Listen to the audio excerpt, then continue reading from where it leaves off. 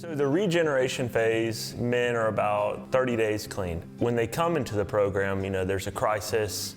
They're beginning to exercise their admittance on what's wrong, and typically it's the people I'm around, if I live somewhere else, and then they're coming to the realization that they have a serious issue with drugs and alcohol. Past 30 days, the physical issues are pretty much, they've been arrested. That's a state of rehab. So we call regeneration because it's the beyond the rehab process. In that process, you begin to look at how I'm the problem and what do I need to work on in me. In order to get to those places, we start Regen off really focusing on taking personal ownership for situations that arise, the attitudes that arose with them, how I'm responding or not responding to the situations in my life, the relationships in my life. The men are receiving at that point some interaction back from their families where in orientation they reached out and said, hey, how has my addiction affected you? Can you share with me? And so all that kind of culminates into the beginning part of the phase where they're learning to take ownership. They're learning to accept truth into their life. The things they don't want to hear, they don't want to look at. We're helping them see that. And so there's a lot of emphasis on the attitude and a lot of questions in that class. A lot of, why did you respond that way? Is that working for you?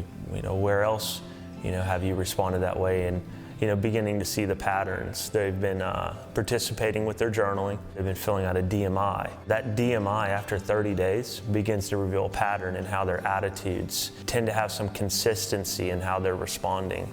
So we're helping them to see the picture of who is this person that needs to change. Once you remove the drugs and alcohol, there's a guy here that needs to regenerate. He needs to change. If we just return to the former state prior to using and we just rehabilitated ourselves, the problem would still be there. And this is where AA refers to as your stinking thinking. The mental contamination that goes along with living in a lifestyle of addiction, the selfishness, the defenses, the way we operate in denial and projection and rationalization. These things begin to be called out, confronted, and then through a consistent process of each man and woman taking her personal inventory and working really the steps, they come to a place of ownership. A lot of times we'll start the phase of regeneration with more of a fix me attitude, and then something begins to happen, and beyond the fix me, tell me what to do, and the compliance with what has to happen, some fruit begins to bear in their life. They begin to feel a little more peaceful, and they begin to trust. And really the most beautiful thing that takes place in Regen is someone goes from not trusting to trusting, and that begins to open the door that needs to be open for inner healing to take place in their life.